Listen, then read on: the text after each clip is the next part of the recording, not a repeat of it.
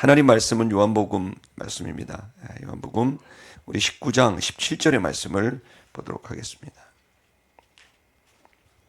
요한복음 19장 17절 다 같이 한 목소리로 봉독하겠습니다. 시작.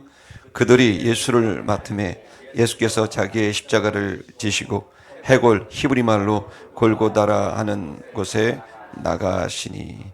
아멘. 이 시간 우리가 이 제목을 우리 갈보리산에 오르자라는 주제로 여러분과 말씀을 나누려고 합니다. 기독교에서 우리가 믿는 신앙에서 가장 중요한 의식은 사랑입니다.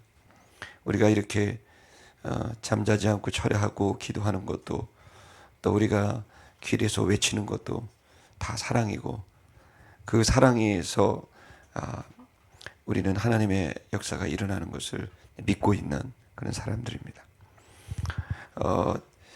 갈라디아 5장 6절의 말씀을 보면 그리스도 예수 안에서는 할례자나 무할례자가 효력이 없되 사랑으로서 역사하는 믿음이 믿음뿐이니라 했습니다. 우리가 믿음의 기도를 많이 하지만은 이 믿음의 기도가 역사하게 되기 위해서는 주님께서는 우리들에게 사랑으로서 하는 그 기도, 사랑으로서 역사하는 믿음에 대한 기도를 말씀하고 있습니다. 우리들에게 믿음의 기도뿐만 아니라 그 믿음 안에 사랑이 있게 되기를 축복합니다. 믿음은 말 그대로 역사하는 힘이 있습니다. 그런데 이 믿음도 사랑의 옷을 입을 때 더 강력한 능력으로 나타날 수 있는 것을 우린 봅니다. 우리 대한민국 또 그리고 한국 교회를 보면은 저는 요즘에 이게 이제 본의 아니게 이제 50대 후반 본의 아니게 나이를 먹더라고요. 갑자기 이제 아니 지난 월화 목사님 수련을 갔는데 본의 아니게 다들 인사를 하는 거였어. 아니 내가 여기서 인사 받는 사람이 갑자기 됐나.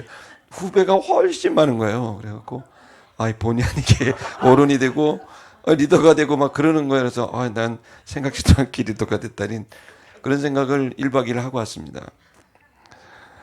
근데 그러면서 제 안에 이제 생각되는 거는 이렇게 시간이 지나면서 참 많은 하나님의 은혜와 복이 있었습니다.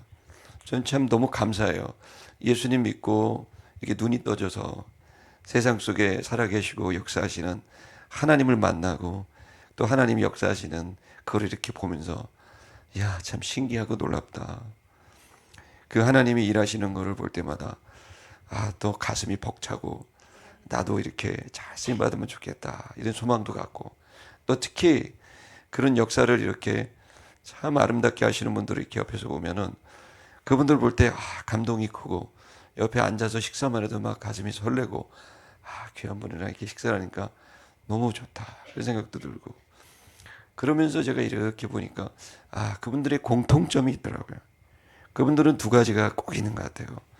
강력한 믿음이 있습니다. 아주 단단한 믿음이고, 세상이 두 쪽 나도 주석 같은 믿음으로 그런 단단한 사역자의 삶을 살아가시는 분들이 있는데, 근데 그분들을 이렇게 같이 교제하고 하다 보면 그 단단한 그 강력한 믿음 안에 어떻게 그렇게 따뜻한 사랑이 있고 어리숙해한 사랑이 있는지 허당인 분들이 대부분의 그게 머리에서 보면 엄청 강한데 막상 교제를 하고 나다 보면 나보다도 더 허당이다 이런 분이 많아요. 정말 여러분 그걸 느끼십니까? 뭐 이렇게 강당에서 외치시고 할 땐 대단해갖고 저런 믿음은 어디서 나오나 그러는데, 이제 막상 깊이 교제를 하다 보면 정말 너무나 허술하기 짝이 없는 분들이 많은데, 근데 그분들이 그렇게 되는 이유가 그 속에 사랑이 있는 거예요. 사랑이. 그리고 이 사랑과 믿음이 결합할 때 그 사랑이 본질이 되는데, 그 사랑이 믿음이라고 하는 강력한 힘을 또 의식을 덧입게 되면은 누구도 감당하지 못하는 그의 영혼은 정말 하나님의 일을 감당하는 그런 사람이 되는 것을 저는 보게 됩니다. 이 저녁에도 우리가 믿음으로 잠 안 자고 모였습니다. 할렐루야. 또 여러분 믿음의 기도를 하시고 계시는데, 그 속에 우리가 진짜 하나님을 사랑하는 그 사랑이 듬뿍 담겨서 그 속에 그야말로 호빵 안에 있는 그 팥이 있는 것처럼 여러분 우리 안에 그 사랑이 따뜻한 사랑이 있어서 주님이 기뻐하시는 기도가 되기를 축복합니다. 우리가 이게 꼭 생각해야 될 거는 우리가 정신을 똑바로 차리고 신앙생활하고 사역을 해야 됩니다. 어느 날 우리가 본질적인 이 사랑을 놓치게 되면 이것이 생생히 살아있고 아주 확고하게 있는 그 우리의 기도, 그 우리에 있는 사역들이 될 때 그때 하나님이 기적을 베풀어 주시고 또 역사가 일어납니다. 근데 만약에 우리가 너무나 지나치게 열정에 취하거나 또 지나치게 우리가 가지고 있는 습관적인 것이 되다 보면 우리가 사랑을 잃어버리게 되면 거기로부터 하나님의 그 역사는 어쩌면 조금은 더디올 수도 있지 않을까. 전 예수님을 보면서 그 유대 사회가 얼마나 단단합니까? 그 바리새파, 사두개파, 그 엄청난 사람들이 그때 당시에 있었고, 뭐 율법학자들 또 그리고 경건하는 사람들은 자기가 갖고 있는 이 교리, 신념에 완전히 단단한 사람들이었단 말이에요. 그러나 예수님께서는 그들과 얼마든지 싸울 만한 단단한 모습을 보여주셨습니다. 절대로 지지 않고 그들과의 다툼에서 언제나 단단한 모습을 보여주셨지만 자세히 들여다보면 예수님 안에는 그들의 영혼을, 그 시대의 영혼을 살리고 싶은 하나님을 사랑하는 그 사랑이 가득하게 된 겁니다. 그래서 우리는 두 가지가 꼭 있어야 되겠죠. 우리의 신앙 스타일이 청순한 스타일이 되면 안 됩니다. 할렐루야. 우리가 거룩한 신부가 되는 건 맞지만은 신앙 스타일이 청순한 스타일이 되면은 그렇게 하면은 이 세상의 마귀, 세상의 임금 마귀가 쳐놓은 하나님은 공평하지만 세상은 공평하지 않고 하나님은 의롭지만 세상은 의롭지 않습니다. 그 속에서 우리는 그야말로 청순한 스타일을 유지하면서 하나님의 일을 할 수는 없습니다. 우리는 군사 같은 강력한 스타일을 가져야 됩니다. 그래서 눈빛 하나도 손짓 하나도 우리가 처신을 할 때에도 단단하고 견고한 모습으로 우리가 싸워야지 잘못하다가는 우리 자신도 모르게 휩쓸리게 되고 그 속에서 하나님의 뜻을 잃어버리게 되면 하나님 일을 하겠다고 나섰다가 오히려 우리가 혼란만 올 수가 있는 겁니다. 여러분, 그러한 이 청순한 스타일의 신앙이 아니라 군사와 같은 강력한 스타일로 우리가 하나님 앞에 쓰임 받아야 될 줄 믿습니다. 그 강력한 스타일 안에 우리 안에 주님의 사랑이 곁들여지게 된다면 저는 하나님이 너무나 기뻐하는 훌륭한 일꾼이 될 수 있으리라고 생각합니다. 그러기 위해서는 저는 먼저 모든 성도들이 한국교회가 갈보리산에 오르기 전에 감람산에 올라야 된다고 생각합니다. 감람산은 말 그대로 하나님과 은밀한 교제를 나눈 은혜로운 산입니다. 예수님의 기록을 보면은 예수님은 그 감람산에서 찬미하고 주님께 기도하고 주님과 하나님 아버지와 깊은 교제를 나눈 아주 따뜻하고 푸근하고 아름다운 산으로 묘사됩니다. 예수님은 습관을 쫓아 감람산에 가셔서 제자들 기도했고 제자들이 그 모습을 따라서 감람산까지 따라갔다는 기록이 사복음서에 많이 나타나 있습니다. 감람산은 말 그대로 절망에 있었던 사람들이 희망을 찾는 산이었습니다. 우리가 사무엘 하를 보게 되면은 거기에서 절망에 빠져 있는 뭐 다윗이라든지 또 하나님의 사람들이 감람산에 올라가서 맨발로 올라가 울며 기도했던 그런 장면들이 나오고 거기서 회복되는 것도 볼 수 있습니다. 또 노아 방주를 보면은 그 노아 방주에서 비둘기가 가지고 왔던 잎사귀가 감람 잎사귀입니다. 그래서 희망을 말하고 또 소망을 말하기도 됩니다. 또 예수님 당시에 있었던 그리스 로마에서는 이 감람 그 이파리는 바로 올림픽 승리자에게 씌워지는 승리의 상징이기도 합니다. 실제로도 그 사복음서를 보게 되면은 예수님께서는 이 승리의 기도를 올린 거를 감람산에서 올린 걸 우리가 알 수 있습니다. 특별히 그 감람산에서 아시다시피 땀방울이 떨어져 핏방울이 되도록 그 겟세마네 그 산 자체가 다 감람산이라고 봐야 되겠죠. 거기에서 나의 원대로 마옵시고 아버지 원대로 되기를 원합니다. 그러면서 본인에게 주어진 이 쓴 잔을 기꺼이 마시는, 그 쓴 잔은 바로 온 인류의 죄가 들어있는 그 잔을 다 마셔서 그 죄를 다 들이키시고, 그리고 자기가 고난당의 죽음으로 인해서 온 세상의 죄를 다 없애게 하는 대속의 죽음을 결정하신 일이 감람산에 있는 거죠. 그러니까 이 감람산은 주님을 만나서 내가 주님의 뜻대로 살아야 되겠다라고 하는 영적 승리가 있고 회복이 있고 사명이 있는 그러한 산입니다. 이 산이 오늘 한국교회를 살게 했다고 저는 봅니다. 저는 한국교회를 보면 감람산 같아요. 여기 우리는 한국교회를 이렇게 보면, 제가 어릴 때는 한국교회를 굉장히 쉽게 봤어요.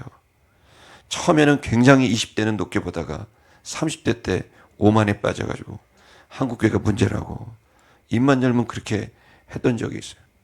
그랬을 때 하나님이 저한테 저 자신의 모습을 보면서 한국교회 문제하기 전에 너를 보라 했고, 정말 제가 너무 부끄러워서 말을 못할 정도로 너무나 하나님 앞에 민망해갖고, 하나님 내가 너무 부끄럽다고, 제가 교만한 것도 아니고 이거는 엉터리라고 그러면서 얼마나 제가 하나님께 회개를 했는지 몰라요. 하나님의 영광의 빛을 비추니까 한국교회가 문제가 아니고 내가 문제고, 한국교회는 그래도 나요. 나보다 훨씬 정말 좀 그때 30대 초반에 너무 민망하고, 내가 무슨 한국교회를 손가락질하고 있는, 정말 너무나 좀 부끄러운 일을 경험한 적이 있는데, 그 이후에 한국교회를 이렇게 또 보니까, 사랑의 눈으로 보니까 한국교회 하나님 베푸신 은혜가 뭐 지금도 하나님께서 기름을 부어서 사용하시는 수많은 교회들이 감람산 같아요. 그래서 이 감람산의 이 올리브 나무를 이렇게 보면은, 그거 보면은 여러분 이스라엘 가보셨겠지만은 그 나무가 겟세마네 동산 가면은 아름드리 나무가 있지 않습니까? 근데 그게 한 그루가 아니잖아요. 그게 어떻게 감나무는 유지가 되냐면, 이게 자라면 그 씨앗이 어디로 부러지냐면 그 자기 안쪽에 뿌려져요. 그러면은 얘가 그 엄마를 파먹으면서 자라요. 그럼 또 넓어져요. 안에 있는 놈은 안에 거 파먹고, 바깥에 있는 나무는 바깥에 엄마를 타고 돌면서 먹으면서 점점 감람나무는 그게 한 그루가 아니에요. 수백 년 동안, 거의 1000년 넘게 그 겟세마네에 있는 나무들이 있지 않습니까? 거기 그 나무들은 전부 한 그루가 아니고 거기에는 엄마, 할머니, 증조할머니, 고조할머니 수백 년 전 자기의 그 것들을 먹으면서, 양분을 먹으면서 점점 커지면서 하나가 되면서 자라난 그 아비와 청년과 자녀가 하나가 되는 그 나무를 보면은 참 신기하고, 그게 한 그루가 아니라 수십 그루가 나고 자라면서 얽히고 얽혀 옆에서 보면은 한 그루처럼 보이지만 그 어마어마한 나무를 수백 년 동안, 수천 년 동안 유지하는 걸 보거든요. 저는 우리 한국교회가 그런 감람나무와 같이 우리 아비 세대들이 어떻게 이 교회를 세웠습니까? 그리고 또 그 아비 세대들이 또 이어서 계속해서 세워가고 있고 오늘날 우리들에게 이어지고 있기 때문에, 저는 이 한국교회를 보면서 감람산에 오른 그 감람나무 같은 그런 생각을 지울 수가 없습니다. 저도 19살 때 이렇게 주님이 계실 것 같다는 생각을 처음 했습니다. 교회는 너무 부끄러워서 못 가고 3달 동안 교회는 안 가고 성경책만 들여다보다가 교회를 한번 가볼까 그래갖고 이제 11월 달에 교회를 처음 나갔는데, 그럴 때 좋았던 게 성가대에서 저를 딱 잡았어요. 그럼 전 세례도 안 받고 성가대를 했어요. 근데 갔더니 얼마나 교회가 좋은지, 교회 사람들이 좋은 거예요. 성가대 갔는데 교회 노래는 하나도 모르고 세상 노래만 알고 있었는데, 이거 해면 좋다고, 너냐 목청도 좋다야 그러면서 막 저를 얼마나 그러는지 막 라면도 끓여주고 또 같이 노래하자 그러고, 저보다 20살이 많은 집사님이 넌 처음 봤는데도 그렇게 친절하게 저한테, 저희 파트장이셨는데 그 선배님이 해주고, 그래서 나는 야, 교회가 참 내가 생각한 거와 너무 다른 사람들이 가득한 곳이다. 그래서 그분들 때문에 덕을 많이 봤어요. 그래갖고 내가 그 형님은, 내가 교회를 잘 모르고요, 성경도 잘 모르는데 나를 이렇게 가르쳐 줄 수 없냐 그랬더니 그분들 우리도 잘 몰라. 전도사님을 소개해 줬는데 전사님이 또 저를 붙들고 또 가르쳐 주고. 그래갖고 그때는 얼마나 내 교회 갈 때마다 자꾸 가고 싶고, 성가대를 노래도 모르는데 자꾸 하고 싶고, 막 성가대 가운을 입을 때 눈물이 나고, 아우, 나 같은 사람이 이렇게 거룩한 복장을 입어도 되나. 그때 이제 술도 못 끊고 이럴 때인데 욕도 조금씩 하고. 그런데 아유, 너무 죄송하고 막 성가대 가운 입는데 눈물이 계속 나가지고 성가대도 잘 못하고. 그런데 그러면서 보니까 막 성가대 가운 입을 때 그 우리 성가대원들이 입기 전에 성가대를 이렇게 가운을 붙들더니 막 기도라고 입어요. 그거는 그렇게 입는 거냐 그랬더니 그렇게 입는 거라고. 그래서 나도 그냥 가면 성가대 가운을 붙들고 기도하고, 그 죄가 있으면 안 된다 얘기를 하고. 그게 막 생각이 나요. 그래갖고 그걸 붙들고 기도하면 막 눈물이 막 나고 가슴이 벅차고, 그냥 성가대 가운을 막 내가 막 정말 천사가 된 것 같고, 그러면서 성가대제를 하는데 얼마나 행복한지. 그런 감람산이 있었어요.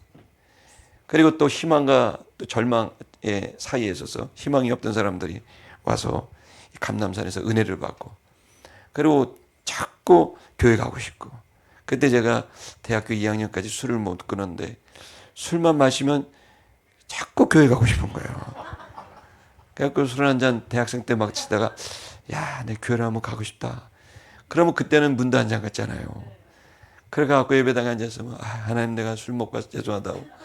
그 앉아갖고 이렇게 했는데 막 앞에서 막 울고 눈물 흘리고 막 콧물이 막 떨어지고. 그때 한 7, 8명, 늘 가면은 10명 미만의 그 작은 교회였음에도 그런 분들이 기도하고 이러면은 뒤에서 듣다가, 아우, 저분들 저렇게 기도하는데. 그러면서 저도 기도하는 모습 보다 저가 그냥 보다가 은혜 받고 방언도 받고, 그러면서 시간들을 이렇게 보냈던 기억이 납니다. 저는 이 올리브 나무가, 올리브 유가 어떤 겁니까? 등불, 기도의 등불을 준비하는, 불을 켜는 기름 아니겠습니까? 저는 꺼져가는 등불이 언제나 한국교회가 기름을 부어주셔서 그 기도의 불이 타고 있는데, 저는 한국교회가 감람나무 같고 또 감람산 같습니다. 근데 감람산으로만 그친다면 어떻게 되겠어요? 예수님이 감람산에서 돌아가신 게 아니에요. 예수님은 항상 감람산에 가셨다가 예루살렘 성전에 들어가시고 모함도 당하고 공격도 당하고 죽음도 당하신 거죠. 감람산은 우리를 준비시켜요. 우리의 영혼과 우리의 삶을 정돈해서 그 주님을 만나서 주님 앞에 내 영혼을 맞추고 생각도 맞추고 가치관도 맞추고 내가 어떻게 행실을 해야 될지 그런 것들을 다 맞추죠. 그래서 우리 은혜를 받아야 됩니다. 아멘. 한국교회가 많은 사람을 은혜를 줬고 그것 때문에 저도 살았고 우리 모두 살았습니다. 이 은혜로운 교회가 다시 일어나는 감람유의 기름이 다시 온 교회마다 채워지게 돼서 등불이 꺼지지 않는 기도하는 교회, 예배하는 교회, 주님을 사랑하는 이 은혜로운 일이 일어나게 되기를 바랍니다. 하지만 예수님은 거기에 멈추지 않았고 험한 갈보리산을 오르기 시작한 겁니다. 감람산의 은혜는 반드시 갈보리산의 사명으로 맞춰야 됩니다. 요한복음 19장 여러분이 읽으셨던, 다시 한번 읽어볼까요? 시작. 저희가 예수를 맡음에 예수께서 자기의 십자가를 지고 해골, 히브리 말로 골고다라 하는 곳에 나오시니 라고 되어 있습니다. 이 십자가를 그 사람들이 예수를 맡았지만 십자가는 예수님이 진 겁니다. 그 헬라어의 문장을 보면은 여기서는 능동태를 썼어요. 다시 말하면은 십자가는 억지로 예수님이 진 게 아니고 예수님은 그들이 억압했음에도 불구하고 정신을 똑바로 차리시고 본인이 져야 될 십자가를 정확하게 쥐고 대속의 십자가를 선택하셨다는 걸 알 수 있습니다. 저는 우리가 은혜 받았다면 이제는 십자가를 져야 될 때가 됐다고 봅니다. 나의 십자가가 뭘까? 나에게 복음을 주셨다면 이 기쁜 소식으로 내가 구원 얻을 길이 이제 열렸다는 소식을 들었는데, 이제 그 길로 우린 구원을 받았는데, 그러면 이제 나는 그 다음 어디로 가야 되냐? 은혜 받은 교회는, 은혜 받은 성도는 골고다 갈보리로 가야 돼. 여러분, 이 결단이 있어야 될 줄 믿습니다. 여기에 나오시니라고 되어 있는데요, 그것은 나왔다라고 하는 표현을 줍니다. 골고다를 하는 곳으로 나오시니라고 되어 있어요. 그러니까 골고다로 있는 곳을 주님은 나아갔다라고 하는 것은 결국 예수님은 온 인류를 위해서 기꺼이 발을 디딘 겁니다. 예수님은 이 고문과 모함과 공격 앞에서도 정신을 똑바로 차리셨고, 그리고 본인이 가야 될 일을 정확히 알고 계셨던 거죠. 그리고 그분에게는 가장 중요한 것은 인류를 구원하는, 인류의 죄값을 내가 대속해야 되겠다라는 정확한 사명감을 갖고 그분은 십자가를 선택하셨다고 믿습니다. 여러분, 사실 이러한 예수님의 모습은 우리 모두가 지금 한국교회가 생각해야 될 일이에요.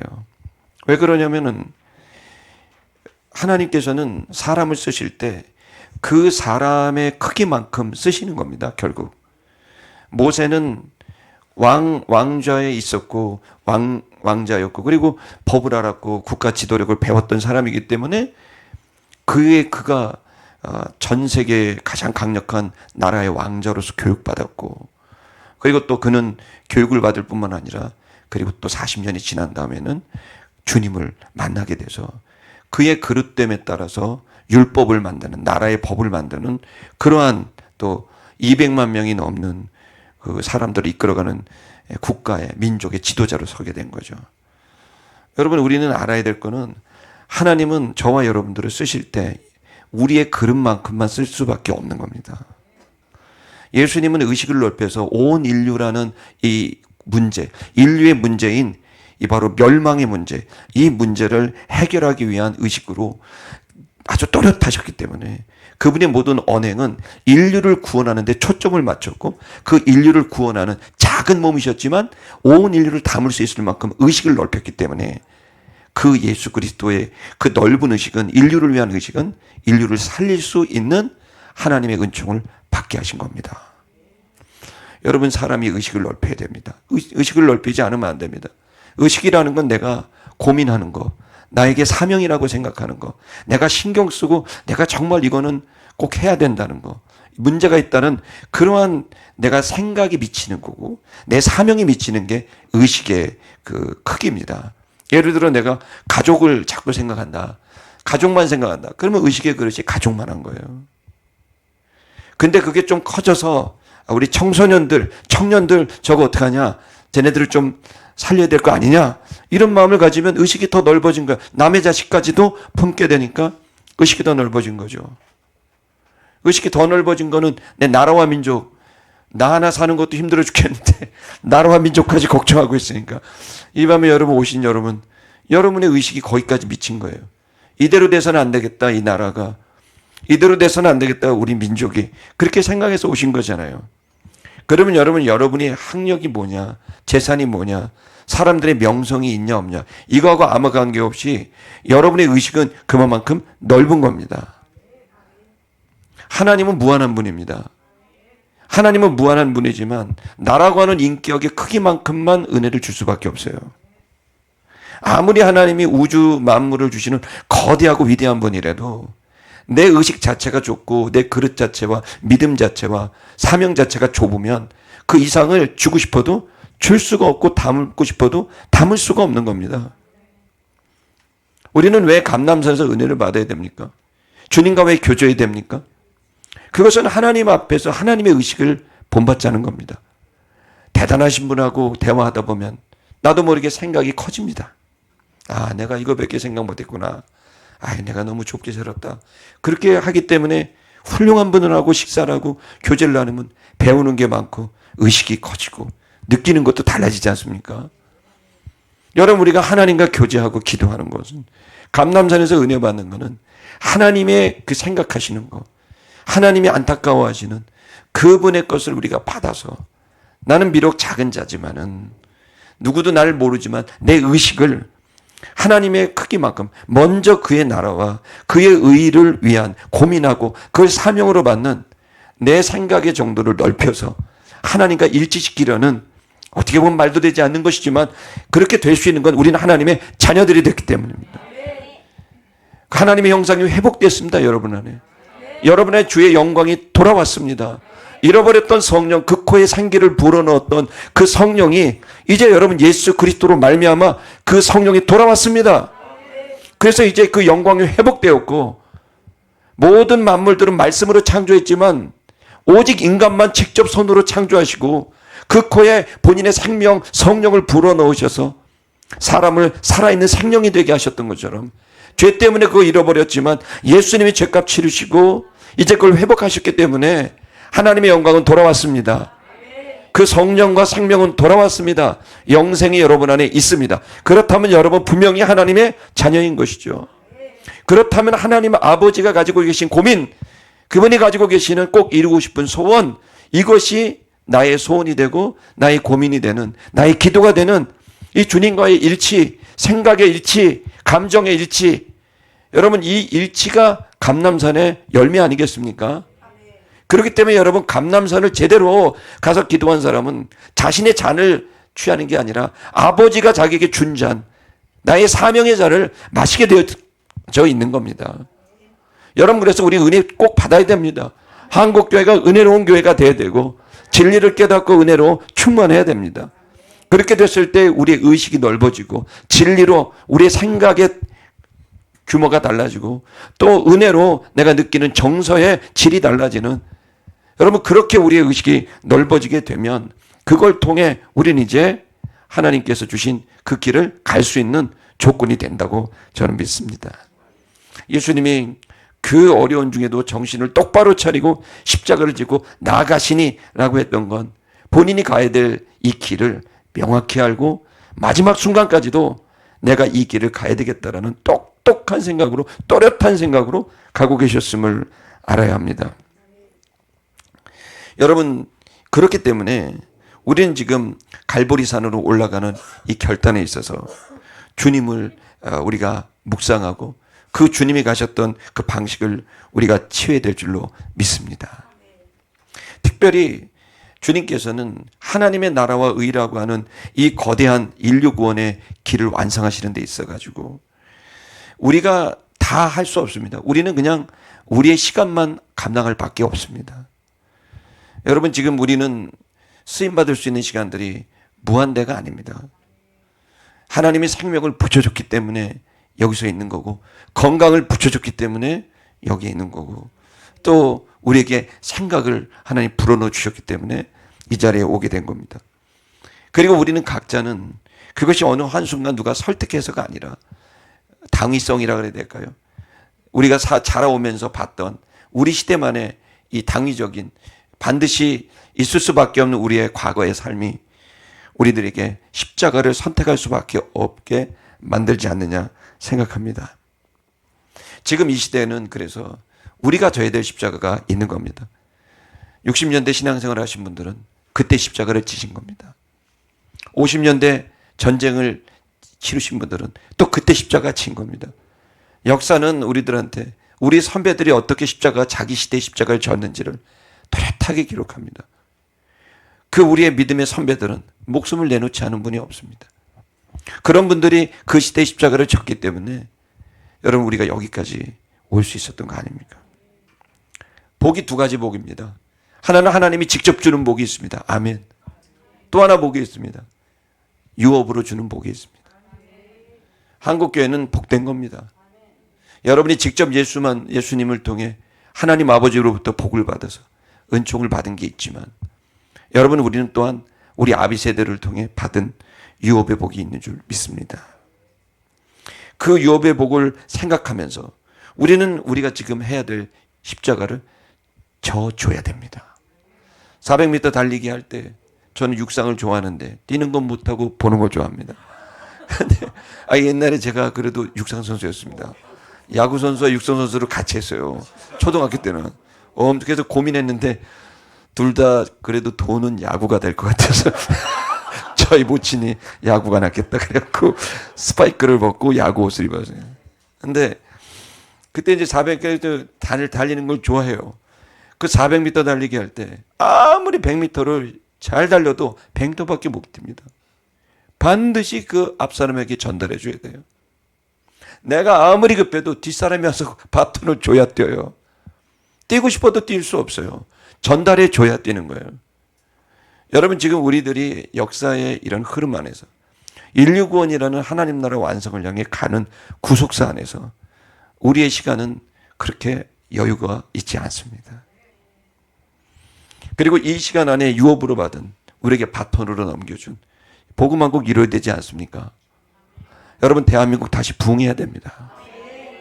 코로나 이후에 엄청나게 위축됐습니다. 한국교회가. 그러나 여러분 감람유가 등불이 꺼져가면 기름을 넣으면 되죠. 기름을 넣으면 다시 타는 겁니다.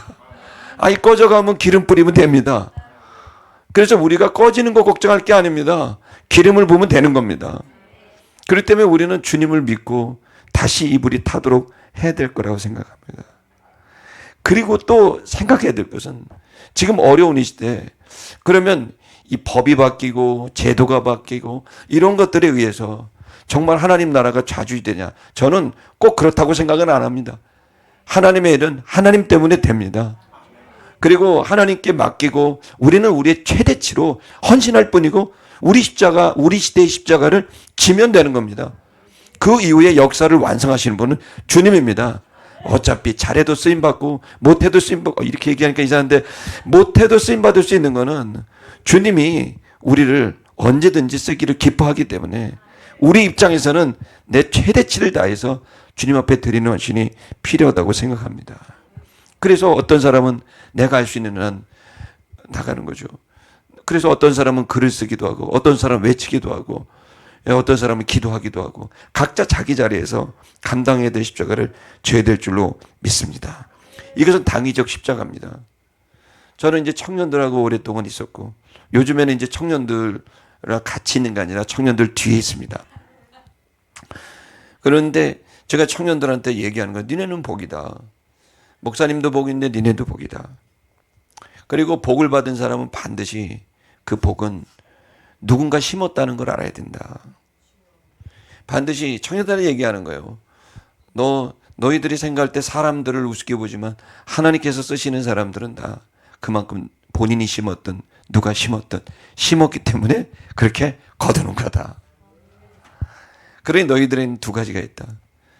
누군가 심었던 너 자신이 심었던 그것을 네가 받는 일이 하나가 있고 또 하나는 네가 누군가를 위해 심는 일을 해야 되는 거다. 여러분 지금 우리는 한국교회가 엄청나게 어려운 시기를 정말 엄청난 하나님의 복으로 여기까지 왔습니다. 자 여러분 이 순간에 우리가 해야 될 일이 뭘까요? 저는 심어야 된다고 생각합니다. 그리고 가꿔야 된다고 생각합니다. 반드시 심으면 거두게 되어 있습니다. 반드시 가꾸면 풍성해지게 되어 있습니다. 그게 안 되면 진리가 아닌 겁니다. 그런 면에서 우리가 이 시대의 십자가를 지는 일은 너무 중요한 일이겠죠. 그러면 우리가 이 시대의 십자가를 지는 거는 뭘 져야 되겠나 생각합니다. 뭘 져야 되겠습니까? 저는 우리가 지금 져야 될 십자가의 가장 중요한 십자가는 바로 주님 앞에서 하나님의 나라와 의를 위해서 각자가 지고 있는 이건 누구라고 말할 수 없습니다. 각자가 지는 한국교회의 부흥을 위해서 한국교회가 감람산에 오르도록 하기 위해서 우리는 이 교회 안에서의 십자가를 져야 될 줄로 믿습니다. 그래서 깨워야 되고 불을 붙여야 되는 일을 감당해야 되는 겁니다. 그래서 주님께서도 혼자서 감람산에 오르지 아니하시고 제자들과 함께 그 감람산에 오르셔서 너희도 자지 말고 깨어서 기도하라고 말씀하신 것처럼 우리도 그렇게 기도하라고 권면하고 함께 그 기도의 자리로 나아가야 될 줄로 믿습니다. 근데 이거를 잘 안 해요. 제가 보니까 목회를 해보니까 아멘들은 잘 하시는데 주변 사람들을 기도하자고 잘 안 해요. 혼자들 하시는 것 같아요. 여러분, 우리는 주님께서 공동체를 통해서 영성을 관리하도록 주신 겁니다. 여러분, 구약에는 가족 공동체를, 민족 공동체를 주셨다면은 신약 시대 때는 교회 공동체, 사명 공동체를 주신 거 아닙니까? 교회가 왜 있습니까? 우리가 왜 서로 교제합니까? 서로 간에 영성을 관리해서 서로 간에 성장할 수 있도록 하기 위해 교회가 있는 거 아닙니까? 그러면 여러분, 우리는 서로를 깨워줘야 되고 흔들어줘야 되고 해줘야 됩니다. 지금은 참 이상하게도 깨워주는 사람이 별로 없습니다. 그래서 기도하자고, 이제 우리 함께 이 시대는 깨워서 기도하고 행동하자고 얘기를 해줘야 되는데, 이 자리에 오신 분들은 많이 하시겠지만은 좀 더 하십시오. 저는 매년 사순절이 되면은 내가 기도하면서 누구를 깨울까? 누구를 주님께로 오게 할까? 이런 생각을 해요. 그러니까 이번에는 84명을 날마다 깨워요.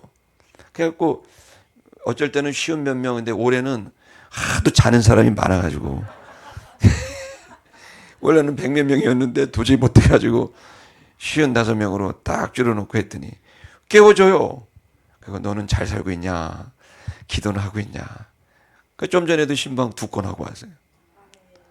그가 만나갖고 퇴근한 다음에 만나자. 목사님 오늘 바쁘니까 1시간만 얘기하자. 그러면 나와요. 그 나와갖고 너는 어떻게 살고 있냐? 그런 얘기하고 신앙생활은 잘하냐? 그런 얘기를 하죠. 여러분, 우리가 제일 중요한 게 뭐냐면은 서로 간의 영성을 깨워줘야 돼요. 여러분, 지금은 전쟁 때예요. 여러분, 잘 때가 아니라 깰 때예요.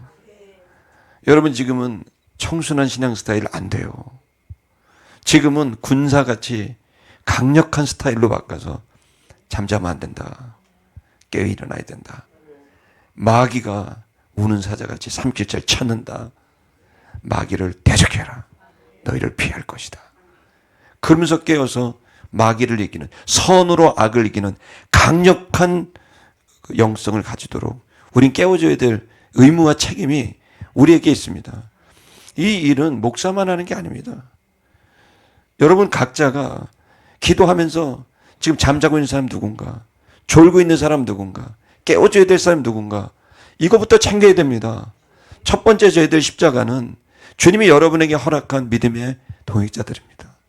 이들을 깨워서 다시 일어나도록, 아프다면 기도해주고 싸매주고 지쳤다면 밥도 사주고 격려하고, 그리고 그들을 일으키고 깨워서 여러분 같이 십자가를 지자고, 예수 그리스도가 진 십자가를 지자고 깨우는 일이 첫 번째 해야 될 일이라고 믿습니다. 두 번째, 우리는 어떤 십자가를 져야 되겠습니까? 그것은 하나님 나라와 의를 위한 십자가를 져야 됩니다. 정치인은 정치인대로 십자가를 져야 되고, 경제인은 경제인대로 십자가를 져야 됩니다. 그리고 각자의 자리에서, 일상에서 하나님께서 내게 주신 하나님의 나라가 이루어지기를 위해서 우리는 하나님 나라가 나의 일상에서 이루어지도록 여러분 기도해야 됩니다. 여러분, 교회는 왜 있는 겁니까? 교회는 교회를 위해서 있는 게 아닙니다. 교회가 있는 이유는 세상에 하나님 나라가 되도록 있는 거예요. 우리는 우리도 모르게 교회가 교회를 위해서 있기 시작하면은 우리의 의식이 교회에 갇히게 되고, 교회가 결국에는 사람을 깨우고 일으켜서 세상에 보내서 그들이 세상 속에 있는 사람들을 살리고, 또 세상에 하나님 나라가 이루어지게 하고 하나님의 의가 똑바로 서게 해서 그들이 회개해서 주님께로 돌아가도록 하는, 여러분 이 기쁜 소식을 전하는 복음운동을 위해서 교회가 있는데, 그게 여러분 교회 바깥에 있는 영혼들과 바로 이 세상을 위해 이 교회는 사역하고 있는 겁니다. 이것을 명확하게 알려줘야 되고, 그리고 우리 각자는 세상에서 바로 그 역할을 감당해야 된다고 생각합니다. 여러분, 지금은 적지 않은 사람들이 그렇게 하고 싶어 합니다. 근데 왜 잘 안 될까요? 되는 분도 있고 잘 안 되는 분도 있는데, 왜 그러냐면 세상에서 빛을 발하려면 진리를 따라야 돼요. 그게 무슨 얘기냐면은 교리를 따르지 말고 진리를 따라야 돼요. 우리는 교단에 갇히고 교회에 갇혀서 교회는 이래야 되고 저래야 되고, 교회 안에서의 언어와 교회 안에서의 원리와 교회 안에서의 주장들을 하지만 세상 사람들은 그거 잘 모릅니다. 교리는 너무 중요한 겁니다. 아멘. 교리는 중요하고 우리가 믿고 있는 신념으로 갖고 있는 건 너무 중요한 일이지만 세상은 교리로 만날 수는 없습니다. 진리로 만나야 됩니다. 진리는 뭡니까? 모든 시대에 모든 사람들이 다 인정할 만한 것이 진리인 겁니다. 그 진리는 바로 한 사람이 살아가는 이 교회에 열심히 다니는 헌신된 일꾼이나 아니면 교회를 다니지만 왔다 갔다 하는 시험받은 영혼이나 아니면 교회 바깥에서 아예 아무것도 모르는 예수님을 모르는 인간이나 모든 자들은 그 진리에 대해서 인정할 수밖에 없는 거예요. 그래서 여러분 우리는 이 진리대로 살아가는 것이 너무 중요한 거예요. 진리대로 산다는 게 뭡니까? 그것은 우리가 복음을 전하기 전에 먼저 좋은 인간으로서 인간은 왜 살고 무엇을 위해 살고 어떻게 사는지 인간이 가지고 있는 모든 저 아프리카의 토인이나 아마존의 토인도 맨하탄에 살고 있는 그러한 그 뉴요커들도 다 똑같은 거 고민합니다. 인간은 왜 태어났고 어떻게 살며 무엇을 하며 사니 그 인간에 대한 그 참된 모습 그 인간의 참된 모습을 보이기 위해 예수 그리스도가 오셔서 우리를 거듭나게 하신 걸 믿으시기 바랍니다. 그래서 인간이 찾는 원래의 모습은 창조 때 하나님 주신 그 인간의 모습이고 그것을 잃어버렸지만 예수 그리스도의 죽으심과 부활로 이제 우리는 그 원래 참된 인간의 모습을 회복할 수 있게 된 겁니다. 그래서 여러분 우리는 목사이기 이전의 사람이고 장로이기 이전의 사람이고 우리는 선교사이기 이전의 사람입니다. 다시 말하면 복음은 예수 그리스도의 이 복음은 우리가 천국을 가는 것도 중요하지만 참된 인간의 모습, 존경받을 만한 인간의 모습을 갖게 하는 게 이 진리가 우리에게 주는 선물이라는 걸 믿길 바랍니다. 그렇기 때문에 여러분 진리로 사는 사람들은 어떤 형태로든지 믿지 않는 사람들에게 충격을 주고 의문점을 주고 이 복음이 저렇게 멋진 존경받을 만한 정직한 그렇게 저렇게 사랑이 가득한 신념이 있는 이런 인간으로 살아가게 하는구나 이런 것을 알려주는 겁니다. 제가 신학교 들어갔을 때 저희 이제 신학교 갔더니 거기에 이제 목사님이 이런 말 하는 거예요. 자, 목사 되기 전에 사람부터 되라고 그러더라고요. 그 얘기를 하는데 얼마나 찔렸는지 우리 신학생들은 신학생이라는 또 자부심이 있었거든요. 그때는. 그런데 거기다 대고 하시는 말씀이 니네가 신학생이라는 게 중요한 게 아니다. 너희가 먼저 좋은 사람이 돼야 된다. 안 그러면 너희가 하는 모든 사역들은 다 수포로 돌아갈 거다. 목사이기 전에 사람이 돼야 된다. 라는 얘기를 하시는 거예요. 저는 여러분에게 도전합니다. 진리로 인하여 여러분이 참된 인간의 모습을 가질 수 있길 축복합니다. 그 참된 인간의 모습이 뭡니까? 그것은 주님께서 주셨던 뭐 여러 말씀이 있겠지만 저는 세 가지라고 봅니다. 참된 인간은 바로 어떤 상황에서도 평온한 상태를 유지하는 인간이라고 봅니다. 그런 인간은 멋있습니다. 여러분 이 평안이 어디서 옵니까? 예수님이 내가 이것을 내가 있는 걸 너한테 준다. 내게 있는 평안을 너에게 준다. 이 평안은 세상이 주는 것 같지 않다. 그게 무슨 얘기입니까? 그것은 세상이 주는 평안은 돈이 있으면 평안하고 또 사람이 있으면 평안하고 그러지만 여러분 주님께서 주시는 평안은 주님 때문에 평안해지는 겁니다. 그 사람이 건강을 잃어도 평안하고 돈이 없어도 평안하고 여러분 그 사람은 명예를 잃어도 평안하게 되는 도대체 알 수 없는 평안함이 그 안에 가득하게 되는 거죠. 여러분 그 평안할 수 있는 이유가 뭡니까? 주님 때문입니다. 주님이 계시기 때문에. 그래서 결국 여러분 사람은 다른 사람 때문에 행복해지거나 다른 사람 때문에 불행해지는 게 아닙니다. 결국 그 안에 주님을 모시면 행복한 거고 그 안에 주님을 못 모시면 늘 불안한 겁니다. 아무리 여러분 평강공주 같은 부인이 있어도 그 남편이 그 잘 못 받으면 부인이 아주 답답한 여인으로 보일 수도 있는 거예요. 그러나 여러분 아무리 악철해도 여러분 주님이 그 안에 있는 사람은 악처가 있기 때문에 내가 또 영성이 깊어지는구나 이러면서 평온한 거예요. 여러분 사람이 행복과 불행을 결정하나요? 저는 예수님 만나서 너무 저도 이제 아프기도 막 암도 해보고 사실 여러분한테 말 안 했지만 기억상실을 작년에 한 번 하고 3년 전에 한 번 하고 블랙아웃이 2번 와서 지금 기억을 다 잘 못해요. 일부는 없어지고 일부는 혼자 되고 일부는 또렷해요. 근데 아무 관계 없어요. 주님 때문에 행복하고 그리고 기뻐요. 내가 이것을 너에게 말하는 것은 내 안에 있는 기쁨이 너희네. 아니 예수님이 자기 안에 기쁨이 있대. 바로 지금 자기 죽이려고 오는데 직전에 하신 말씀이에요. 요한복음 보면 어떻게 기쁘냐고요. 기뻐요. 왠 줄 아세요? 주님 때문에. 잠 안 자도 기쁘잖아요. 기뻐요. 병원에 가도 기쁘고요. 암이 왔는데도 기쁘고요. 블랙아웃이 와서 기억이 하나도 없는데 기뻐요. 여러분 인간의 평안과 기쁨은 절대로 외부에 없어요. 주님과 나 사이에 있는 거예요. 자유로워요. 그리고 무엇에도 얽매이지 않아요. 주님과 나만 있으니까 내가 뭐 저 사람 때문에 하고 안 하고 하나? 주님 때문에 하고 안 하고 하지. 그럼 자유롭단 말은 담대해져요. 아주 유약해 보여도 담대하게 막 해요. 어떤 것에도 얽매이지 않는 자유가 있고 그것은 담대함이 되는 거예요. 그 모든 것은 예수님이 죽으시고 부활함으로 우리에게 준 평온이란 말이에요. 근데 그렇게 살아가게 되면은요.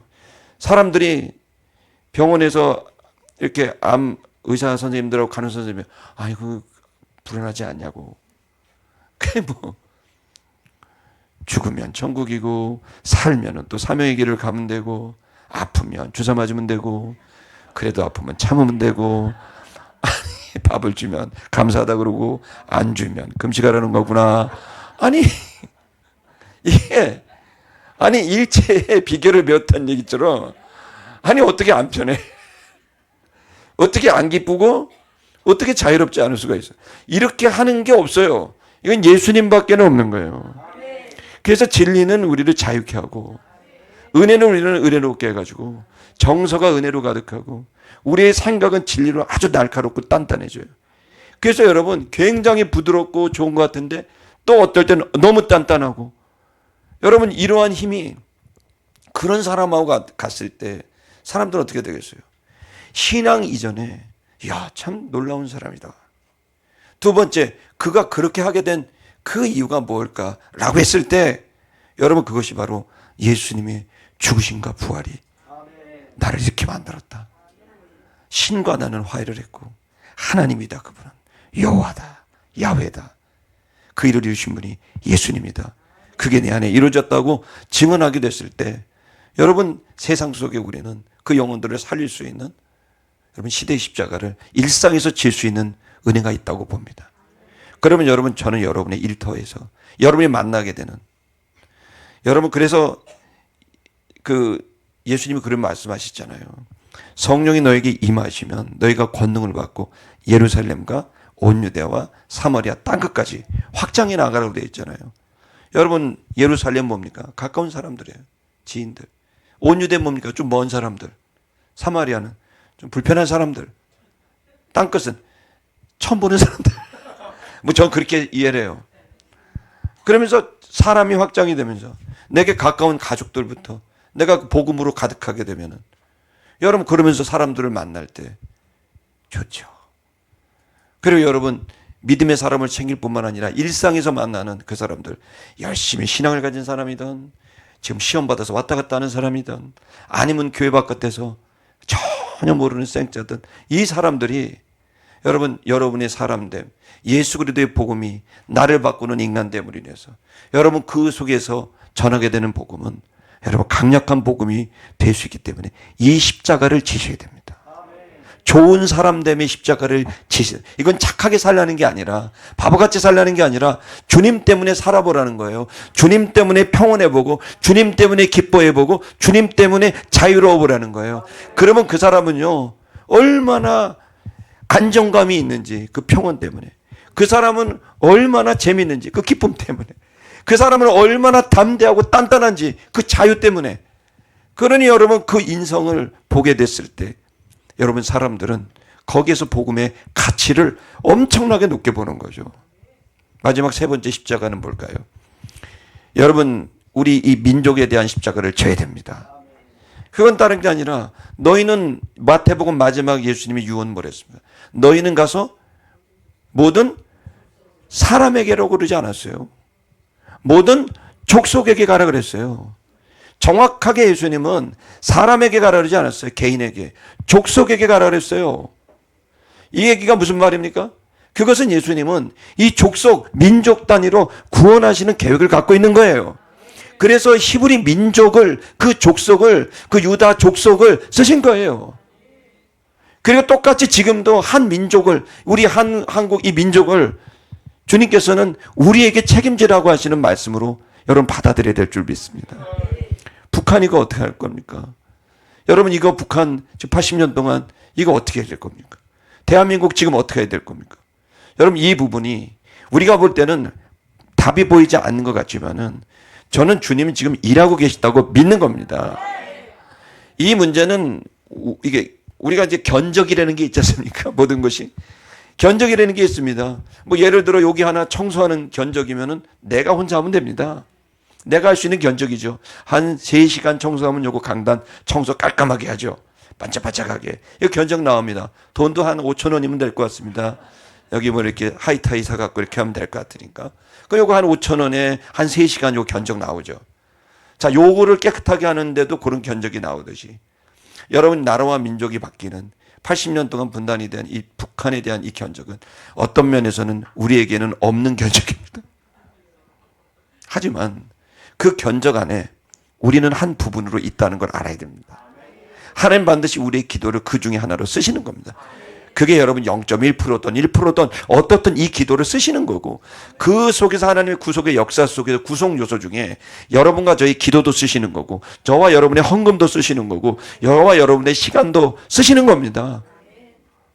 저는 이 일들이 지금 하나님이 하고 계시는 일이라고 생각하고 누가 알겠습니까? 여러분 이란의 대통령도 목숨을 다했고 그 아들도 지금 69년생인데 그 사람도 지금 크게 부상당하고 북한 어떻게 될지 모르는 겁니다. 예? 뭐 핵무기가 뭐 다 해결합니까? 그렇기 때문에 여러분 지금 우리들은 우리 민족에 대한 문제를 해야 우리의 의식을 넓혀야 우리의 기도를 넓히고 그 우리의 생각의 지경을 넓혀야 하나님은 우리를 그 큰 그릇 속에서 우리를 사용하실 수 있다고 저는 믿는 겁니다. 이 십자가는 그러면 어떻게 질까요?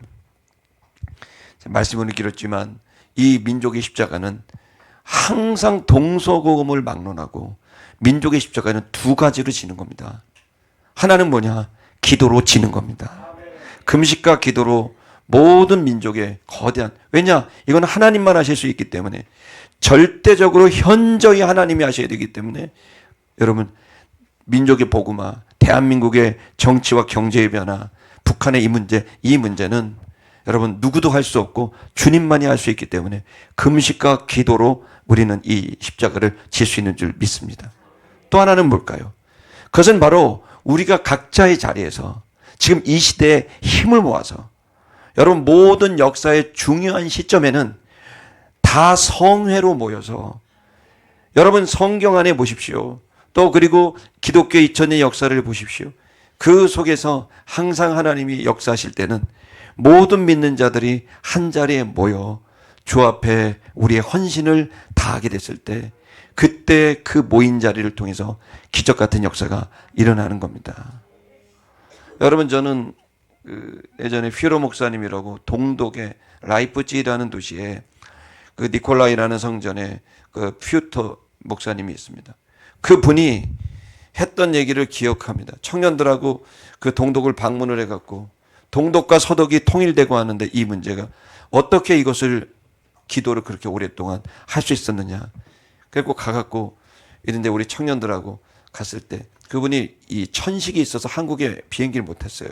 그 한국에 매시고 싶었는데 못 와서 그럼 우리가 가겠다 그래갖고 갔더니 그 비서 되시는 분이 간호사 파독으로 가셨던 분이에요. 처녀 20대 초반에 갔는데 퓨터 목사님의 비서를 하고 있는 거야. 그 퓨터 목사님이 육개장을 그렇게 좋아하는 거야. 그러니까 육개장을 거기 가서 먹었다니까요. 육개장을 그 교회에서 육개장을 먹은 거예요. 그래갖고 이제 육개장을 그렇게 좋아하시고 그러면서 한국을 엄청 좋아하시고 그런 거예요. 근데 그때 하시는 말씀이 그 비서했던 그 간호사 하셨는데 그분이 이제 이미 그때 나이가 엄청 되셨어요. 근데 그 권사님이 하시는 말씀이 지금도 피로 목사님은 기도를 하고 있다는 거죠. 무슨 기도를 하고 있냐 그랬더니 동독과 서독이 통일됐는데 1989년에 왜 아직도 뭘 기도하냐 그랬더니 남한과 북한을 통일해 기도한다. 제가 직접 들은 거예요. 근데 너무 감동이 되잖아요. 그래서 그 앞에 내가 목사님 키가 조그매요. 그래서 독일인인데도 왜 이렇게 조그매? 이렇게 조그마셔. 얌전하고. 그래서 내가 목사님 제가 날 위해 기도해 주면 안 되냐고. 나 안수 기도를 받고 싶다고. 그래서 청년들 다 무릎 꿇어. 그래서 청년들하고 무릎 꿇고 저도 무릎 꿇고 오기로 하면서 어떻게 동독과 서독 하냐 그랬더니 그분이 하는 말씀이 각자 자기 역할이 있는데 모두 다 기도하는 것이고 각자 자기 자리를 지켜서 최선을 다하다 보면 더 놀라운 얘기입니다. 하나님은 각자 자기 자리에서 하나님은 자기 역할을 하십니다. 야, 그러면서 그 자리에서 기도를 하는데 제가 기도를 받고 그러면서 거기서 하는 얘기가 더 놀라운 사실은 목사님은 그 동독과 서독이 통일되는 그날에도 나는 끝까지 기도의 자리를 계속 지켰다. 그러나 함께 했던 다른 교사들 뭐 하는 사람은 자기 자리로 또 갔다. 그러면서 한 자리에 모여서 함께 기도하는 이 기도가 역사를 바꾸는 일이다. 그러면 주님은 주님의 자리에서 주님의 일을 하신다. 이 얘기를 하시더라고요. 여러분 이 시간 저는 우리가 기도해야 되는 것과 함께 모여서 기도하고 주님의 도우심을 구하는 민족 단위의 미스바 기도회가 일어나게 될 때 감람산에 있던 성도들이 이제 갈보리로 올라가는 결단하는 미스바의 자리가 될 때 여러분 누가 알겠습니까? 그날이 바로 새로운 역사의 출발의 장이 될지. 저는 올해 이번 달에도 기도의 자리들이 있다고 들었는데 그 기도의 자리가 믿음의 기도일 뿐만 아니라 사랑 가득한 기도가 되기를 축복하고 그리고 그 기도에서 나오는 강력한 힘으로 사랑이 담긴 강력한 믿음의 기도로 미스바 운동과 같이 한국교회가 감람산에 있던 성도들이 갈보리로 올라오는 집단적 헌신이 일어나는 그러한 이 귀한 달이 되기를 주의 이름으로 축복합니다. 이 시간 좀 기도하는 시간 갖겠습니다.